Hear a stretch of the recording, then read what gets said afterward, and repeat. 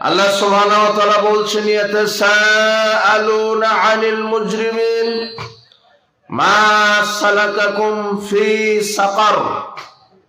বিচারের মাঠে আল্লাহ পাপীদেরকে জিজ্ঞাসা করবেন, কি পাপ করে জাহান্নামে এসেছো?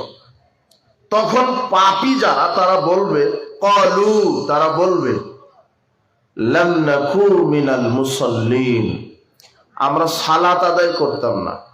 কি করতো না? তোমাদের মাইকের আওয়াজটা ভালো হয়নি, মাইক সাউন্ড সিস্টেমটা ভালো হয়।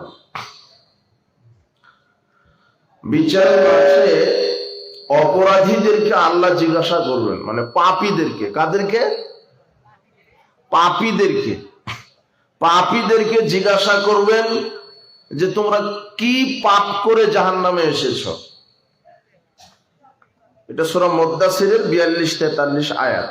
বাড়িতে গিয়ে দেখবেন, যারা কোরআন পড়তে জানেন খুলে দেখবেন। আল্লাহ বিচারের মাঠে পাপী যারা তাদেরকে জিজ্ঞাসা করবেন যে কি পাপ করে জাহান্নামে আসছো। তখন তারা প্রথম যে পাপের কথা মুখ দিয়ে বলবে সেটা হলো আমরা সালাত আদায় করতাম না।